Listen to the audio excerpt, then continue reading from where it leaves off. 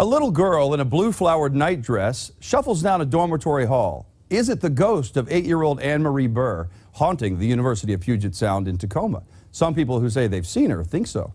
It's another added layer to the mystery that surrounds her disappearance more than 50 years ago. A disappearance that could be linked to the infamous serial killer Ted Bundy. Washington's Most Wanted's Perla Lewis has more.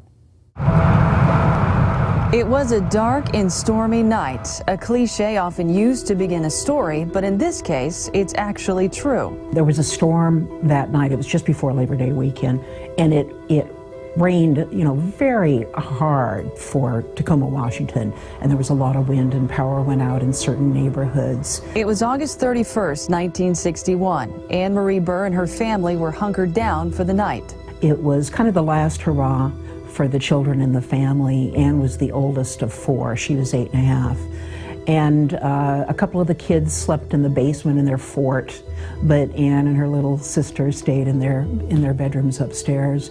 Anne's mother, Beverly, chained and locked the front door before going to bed. But when she woke up the next morning, her little girl was gone. The front door of the house, which was locked with a chain from the inside, was standing wide open, and there was a window in the living room that had been opened from the outside. There was a bench pulled up to the window outside where somebody had stood on the bench and opened the window. The bench that was leaned up against the side of the building, which subsequently was determined to have partial palm print on it. There was shoe print evidence that was near the point of entry. There was also a small quantity of biological material that was left at the point of entry as well, believed to be at least potentially from the suspect. The best suspects in 1961 were a high school neighbor boy who was 2 houses away from Anne's house. Police questioned him a couple of times, and a couple of bean pickers from Oregon who'd come up to look for work. There wasn't enough evidence to charge them. Anne's disappearance faded into memory until years later when police learned of Ted Bundy. He was just 14 when Anne disappeared and lived 2 miles away. Bundy had an uncle who lived in the neighborhood, and according to a family friend, Ted knew Anne. She says that Anne used to be in the group of kids that sometimes played together, and that Ted was around, and that Anne liked to follow Ted around when he got his newspapers ready for, delivery in the afternoon. Beverly wrote to Bundy asking if he kidnapped Anne. Time and time again, he denied it, writing, "I do not know what happened to your daughter and had nothing to do with her disappearance."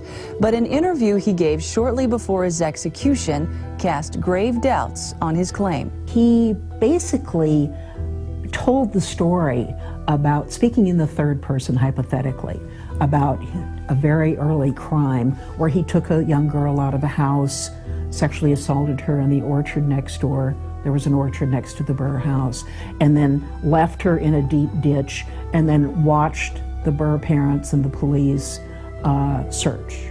Of course, Ted Bundy wasn't known for telling the truth and enjoyed playing games. Have you ever physically harmed anyone? Ever physically harmed anyone? No. No. It's been half a century since Anne vanished, and some believe she may have been dumped in a ditch near her home while the University of Puget Sound construction was underway.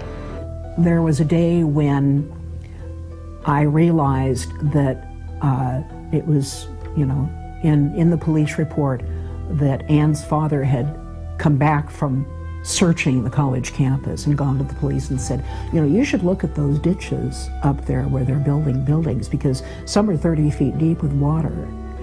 And 3 days later, it's in the police report, they've gone up to look at them and they've already been filled in and paved over.